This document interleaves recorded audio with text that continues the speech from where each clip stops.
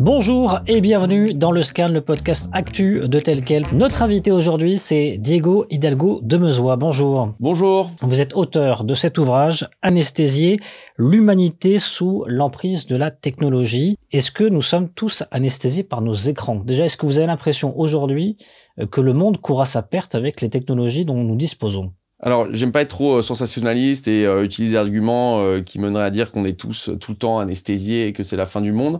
Mais je pense qu'on est face à un phénomène très préoccupant.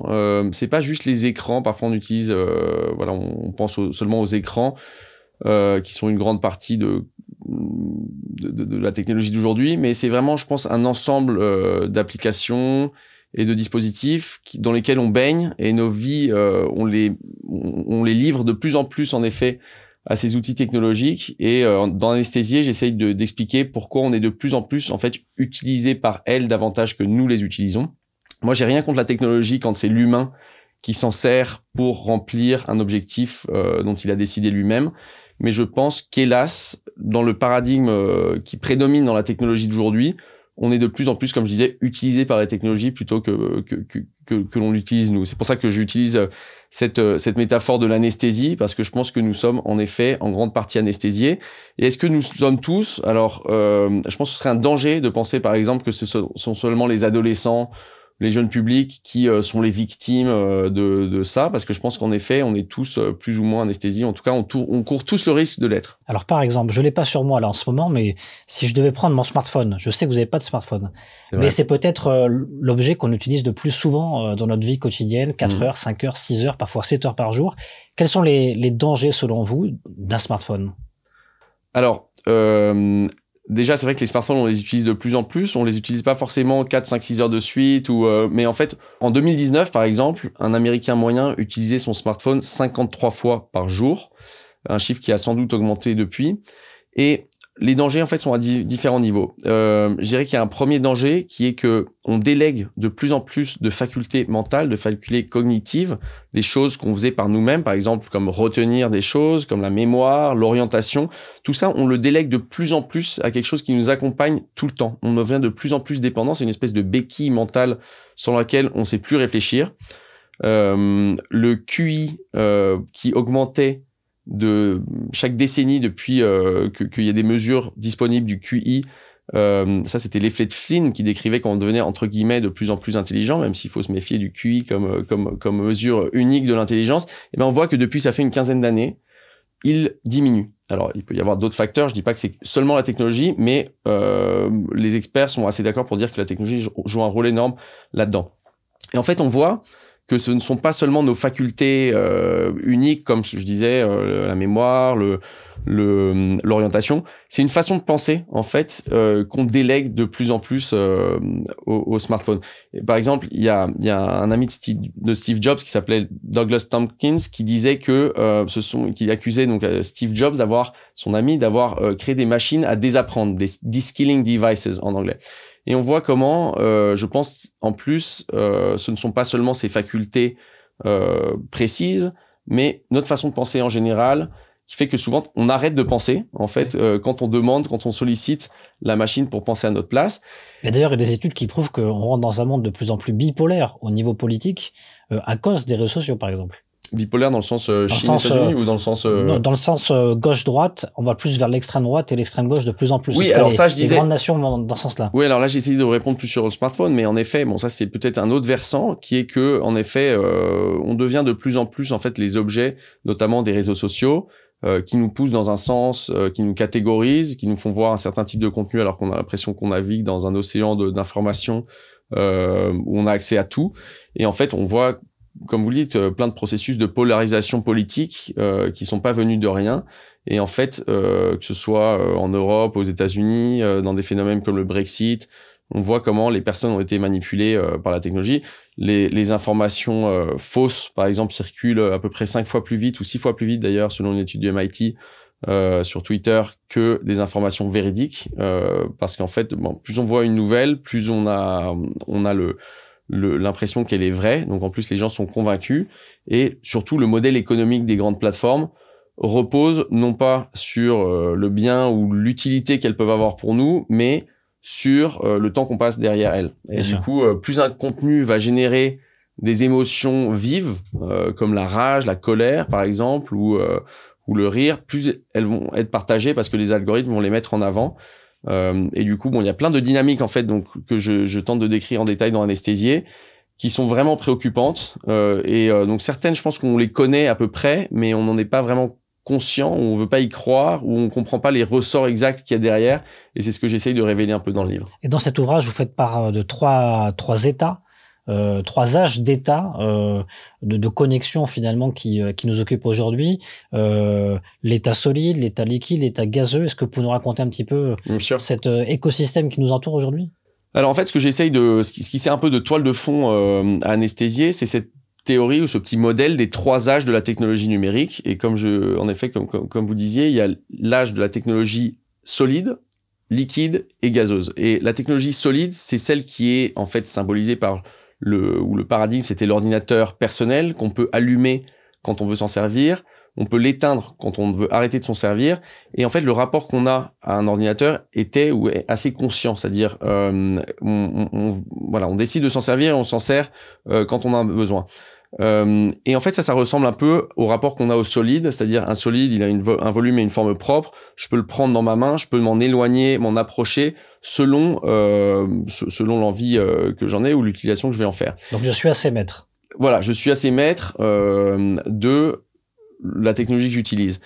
Les liquides, on voit qu'on les contrôle moins. Théoriquement, on peut les embouteiller, les encapsuler, mais si je lâche un liquide sur une superficie, on voit qu'il va...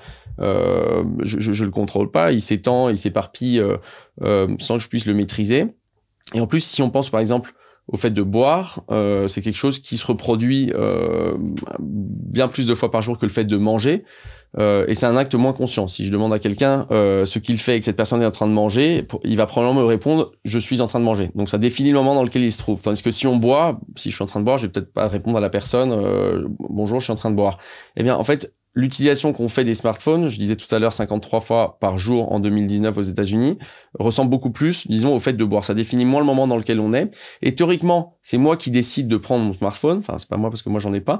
Mais si j'en avais un, c'est moi qui déciderais de le prendre. Mais en fait, on voit que c'est beaucoup plus lui déjà qui s'impose bien plus souvent à nous que vraiment un rapport conscient qu'on maintiendrait avec lui. Donc ça, c'est la technologie liquide.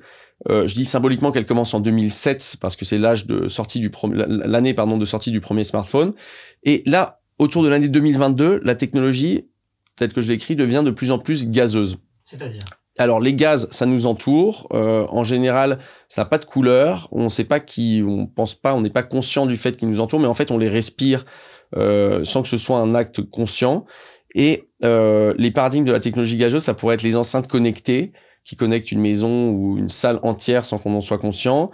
C'est la technologie wearable, portable, comme les montres connectées, ou tous ces objets en fait miniaturisés qu'on ne voit même plus, ou qui sont extrêmement discrets, mais qui font que nous sommes connectés de façon permanente. Et sans doute, cette technologie implantable qu'on nous annonce, donc qui viendrait se greffer dans notre propre cerveau ou qui ferait partie de notre corps, qui serait une technologie qui, par définition, pourrait pas s'allumer et s'éteindre. Et en fait, ce petit modèle, ce qui vient illustrer, c'est justement notre perte de contrôle dans notre propre rapport à la technologie. Mais cette perte de contrôle, elle est orchestrée. C'est pas juste un acte, un fait. C'est pas par hasard, disons. Et du coup, je démontre comment en plus cette disparition du bouton off de la plupart de nos dispositifs, ou en tout cas le fait qu'il soit tombé en désuétude, nous a en fait enlevé du pouvoir. On est de moins en moins dans une relation où on peut maîtriser nous-mêmes la technologie qu'on utilise. Cette perte de pouvoir de l'humanité face à la technologie, vous avez dit à l'instant, elle est orchestrée. Est-ce qu'elle est orchestrée de manière involontaire ou est-ce qu'elle est orchestrée de manière volontaire selon vous? Alors, dans le livre, j'essaie pas de personnaliser à l'extrême en disant c'est la faute à Monsieur Zuckerberg ou c'est la faute ou les gouvernements. Enfin, je rentre pas dans des théories de la conspiration. Je pense qu'il y a plein de logiques qui dépassent complètement les individus qui sont en jeu. Je pense par exemple que Facebook, qui est sans doute à l'origine de plein de méfaits que je décris dans le livre, mais je pense pas que ce soit le fruit d'un plan diabolique conscient et prémédité. Mais oui, je pense qu'il y a une grande partie de l'industrie, une industrie qui génère quand même un chiffre d'affaires et des bénéfices pratiquement tels qu'on les a pas connus dans l'histoire. Et je pense que oui, il y a un plan marqué de ce qu'on pourrait appeler le capitalisme de la surveillance. Il y a une auteure américaine une autrice qui s'appelle Shoshana Zuboff qui parle de capitalisme de la surveillance. Je pense que c'est un concept qui nous aide bien à comprendre comment toute une industrie, par exemple, a fait usage de nos données d'une façon où on s'est vu vraiment dérober toutes nos données. Elles sont utilisées à outrance et on pourrait dire mais en fait quel est le problème des données, parce qu'on en parle beaucoup des données personnelles sans comprendre vraiment ce qu'il y a derrière. Et en fait il faut vraiment comprendre que nos données c'est notre liberté, dans le sens où en prenant toutes nos données, en faisant utilisation de toutes nos données, et encore une fois la captation de nos données va bien au-delà de ce qu'on peut imaginer, on peut dresser un profil cognitif, on peut savoir en fait comment vous ou comment n'importe quel individu fonctionne dans son cerveau, et notamment on peut comprendre ses fragilités cognitives. Ces fragilités cognitives, c'est un terme un peu savant pour dire en fait les petites failles que chacun d'entre nous avons, qui vont faire que si je les connais à la perfection, je vais savoir à quel moment et de quelle façon je peux rentrer dans votre cerveau, dans votre façon de penser, en contournant la partie rationnelle que chacun de nous avons et qui nous permet d'avoir une espèce de bouclier de discernement et donc en fait si j'accède directement à votre cerveau le plus impulsif, vous avez plus d'autocontrôle et vous allez forcément acheter ce que je vais vous mettre devant vous, de ce que je vais vous livrer. Je vais pouvoir vous vendre des idéologies, des produits, des services, des discours de tout type. Et en fait je pense que dans ce sens-là, pour revenir à votre question, oui, il y a quand même toute une industrie qui vit de ces mécanismes quand même extrêmement préoccupants qui en fait nous rendent moins libres tout simplement et qui est devenu addict à nos données et à cette espèce d'asservissement duquel il tire autant de bénéfices. Alors on va pas tout dire ce qu'il y a dans le bouquin, mais s'il y avait une solution à mettre d'urgence en place, que ce soit à titre individuel ou que ce soit au niveau politique, ça serait laquelle selon vous la plus urgente? Alors je dirais que, en fait, que ce soit au niveau individuel ou politique, ce qu'on doit faire, c'est réinventer ce bouton off. Parce que si la technologie était allumable et éteignable à souhait, selon notre propre volonté, à ce moment-là, je pense qu'il n'y aurait pas autant de problèmes. Je pense qu'on serait dans un rapport plus conscient et où ce serait vraiment l'humain qui serait le chef, qui dominerait la technologie qu'il utilise. Et du coup, ça, au niveau individuel, ça veut dire quoi? Ça veut dire qu'il faut réinventer des barrières entre la technologie et nous, entre tous ces dispositifs que nous utilisons et nous-mêmes, justement, pour pas que ce soit eux qui nous utilisent et que ce soit l'humain qui soit au centre de ça. Ça veut dire quoi les barrières? Ça veut dire par exemple des barrières physiques, ça veut dire éloigner, si je parle par exemple de mon smartphone, le cantonner dans ma maison, dans mon appartement, à des lieux particuliers, l'enchaîner un peu pour pas que ce soit lui qui nous enchaîne, on va dire, par exemple ne pas le faire rentrer dans la chambre à coucher, par exemple, etc. Ça peut être aussi des barrières temporelles, ne pas être tout le temps, avoir des moments vraiment libres de connexion, ou situationnels, ça peut être par exemple pendant les repas ou quand je suis avec une personne, un ami en train de prendre un café, ne pas prendre son téléphone constamment ou juste le maintenir à l'écart. Et ça peut être des barrières par âge, quand on parle d'éducation, parce que c'est pas du tout, on n'a pas les mêmes armes neurologiques, notamment pour avoir le pouvoir sur la technologie quand on a 6 ans, 8 ans, 12 ans, 15 ans ou 30 ans. Et au niveau politique, je pense qu'on doit aussi protéger l'humain, justement, parce qu'en fait, c'est une bataille tellement asymétrique que je sais très bien qu'on va pas pouvoir la régler juste au niveau individuel. C'est-à-dire, ces outils sont tellement puissants et ont un tel pouvoir sur nous que c'est très difficile de mettre en place ce que je viens de dire avant de façon effective. Et donc, je pense que l'État ou par exemple l'Union européenne, si on pense à l'Europe, ou en tout cas au niveau politique, on doit justement protéger l'humain et faire en sorte que il puisse pas se faire envahir par la technologie. Je pense qu'on doit, si je dois prendre juste une mesure politique, interdire, je dis pas réguler, je dis interdire. Il y a des personnes qui sont pas si radicales que ça, qui seraient d'accord avec ça. Interdire les modèles, les business models, les modèles d'affaires qui justement reposent sur des dynamiques liberticides qui en fait vendent des petits bouts de notre liberté sur un marché comme si on vendait un autre bien ou service et grâce à toutes les données qui capturent nous. Donc je pense que ça par exemple ce sont des modèles qui en l'occurrence sont les modèles de Facebook et Google qui devraient être tout simplement interdits. Merci beaucoup. Merci beaucoup.